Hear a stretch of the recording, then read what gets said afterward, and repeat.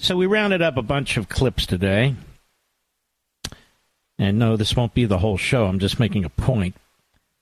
And it looks like Mr. Producer on every network, and MSNBC and and CNN, the mantra continues that Donald Trump opposes democracy, that his election will destroy democracy. Now, the reprobates, the demagogues, the radical Marxists in the Democrat Party and their media, this is how they think they're going to persuade you to vote for Joe Biden. They don't want to discuss the economy, price of food, utilities, housing, automobiles, the lousy schools, particularly in minority and low-income areas. They don't want to discuss that. They don't want to discuss the fact that the military recruitment is at record lows, which is very concerning. Certainly don't want to discuss the slavery that's taking place on the border. So they're going to discuss how Donald Trump is a threat to democracy. Now, America, Donald Trump was president for 4 years. We can contrast him to Biden in terms of democracy or constitutional republicanism. Trump never, ever defied any Supreme Court ruling or any judicial ruling of any kind. And so, in the case of Biden, he's already defied two, with respect to student loans and using the health agencies to freeze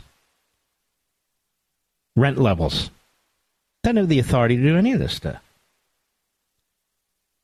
Joe Biden has violated the entire slew of immigration statutes. He does it affirmatively. It's not an accident, it's intentional. The consequences have been horrendous, inhumane. He does that purposely. He's attacking our society, that is, I'll use their word, democracy. Joe Biden believes so that only the coasts and a couple big cities in the center of the country will determine who the president and vice president of the United States will be. Joe Biden believes in packing the court. Oh, Mark, not the Supreme Court. Yes, packing the court. He's packing the lower courts and the Constitution, our Declaration, democracy, constitutional republicanism. I can't think of anything. In 36 years in the Senate, 8 years as vice president, 3 miserable years as president, I can't think of anything. Can you? He encouraged the fascistic effort to remove Donald Trump from ballots. He goes around and accuses Trump of insurrection, which he's never been charged with. And in fact, in the Senate,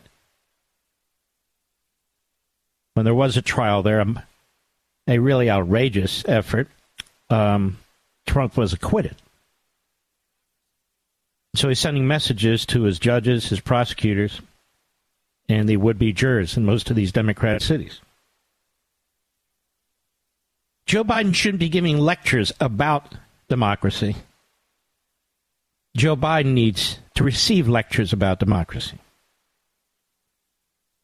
because he clearly doesn't believe in it. Joe Biden rules by executive order. His bureaucracy rules by regulation. And they both do it in small ways and large. You know, home appliances are up for grabs. Ceiling fans, gas stoves, washing machines, dryers, dishwashers, lawnmowers, of course the automobile. Nothing is safe. Everything's on the table.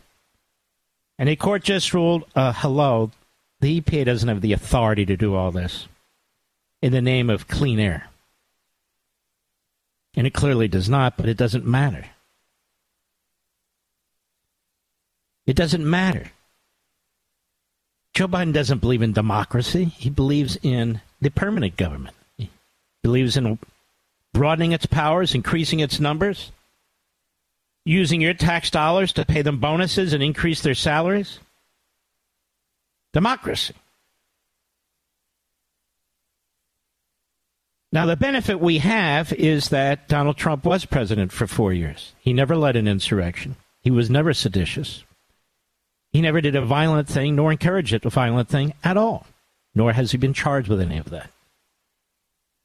And if they could, they would.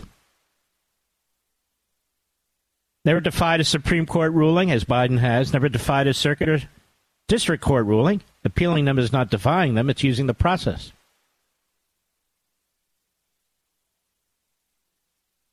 Donald Trump never used our criminal justice system, federal prosecutors, Trump-appointed judges, to go after any political opponent. None.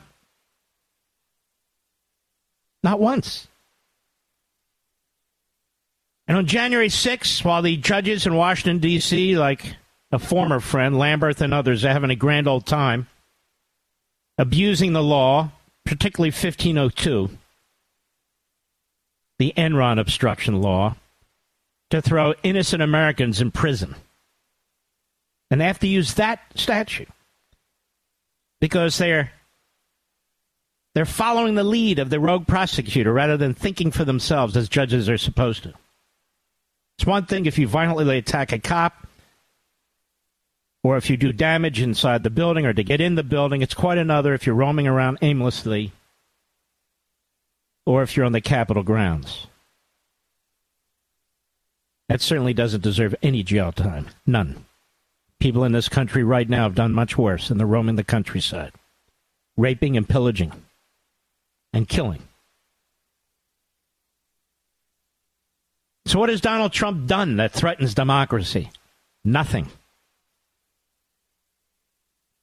What has Biden done that threatens democracy? Almost everything. Including his attacks on Trump about democracy. I want you to listen to Eric Holder on MSNBC. Comes out every now and then, like Dracula. Eric Holder, who violated federal law with Fast and Furious, wound up being involved, really, in the killing of a DEA agent, I believe. As we were, not a DEA agent, but a border agent, as we were selling weapons illegally to the cartels, for which Eric Holder was never punished. And you see, this is the thing. Why isn't he criminally charged? If we follow the precedent that's being argued, practiced by the Democrats and their judges, Eric Holder should have been charged. Should have been charged with complicity in that murder. That's how it works when they throw the doors wide open to their agenda. Here he is, cut 3, Mr. Producer, go. I mean, you have to look at what it is that they're talking about. That is the Trump campaign, the former president himself, and think of the America that they're trying to create. You have a president who is beyond the reach of the law. You have a Justice Department that goes after. Whoa. What does that even mean? He's in courtroom after courtroom after courtroom. Beyond the reach of the law? Go ahead. Opponents on absolutely. He's going after his political opponents? By calling them out? Giving them names? Has he called anybody Hitler yet? Go ahead. Going to prosecute Joe Biden. Well, if Joe Biden has committed an offense, and if the circuit court and potentially the Supreme Court rule that the immunity that comes with the office of the presidency for the president does not follow the president when the president becomes an ex-president, well, of course they can look for ways to charge Joe Biden. And it amazes me that they wring their hands. This is exactly what they're actually doing to Donald Trump. Using the Presidential Records Act, which doesn't even have a criminal penalty, and using the Espionage Act under the great Woodrow Wilson of 1917, which he used to put 2,000 people in jail. But you know what? The federal judges, the prosecutors in Washington, D.C., they're going to beat that. And they will be condemned by history. Go ahead. That's not going to bother them. You would have a United States of America that would be unrecognizable to us. That would be one that we'd see more in Putin's Russia. Really? In Putin's Russia? Isn't that kind of what we're seeing now, America? The prosecution by the Biden regime against his likely opponent in the Republican Party, the former president? That's Putin. That's Stalin. Listen to how they project. They project. But this is important because they're condemning themselves. One of the great lawyers after World War II, when the Nazis were put on trial, and when they were pointing their fingers, pointing that forefinger, when they were talking, and he made the point, when you point at me with one finger, you're pointing at yourself with three. Go ahead and try it. That's what Eric Holder's doing. Eric Holder was the most politically corrupt, lapdog attorney general. Same as a deputy attorney general under Clinton. Rubber-stamped all these pardons of terrorists, billionaires on the run. Had no problem with it. None. And he became Attorney General of the United States. Same damn thing. Go ahead. The United States that we've come to all know and love. And you have come to know and love the United States? That's amazing. It's the other thing I'm sick of. The party that hates the United States, reprobates like Holder, who hates the United States, even though the United States has provided him with millions and millions and millions of dollars of a lifestyle. We've come to know and love the United States, just as we've come to know and love George Washington at Valley Forge. Wait a minute. Well, what was 2020 all about? What's the 1619 Project all about? What's CRT all about? Holder embraces all that, but now the United States we've come to know and love.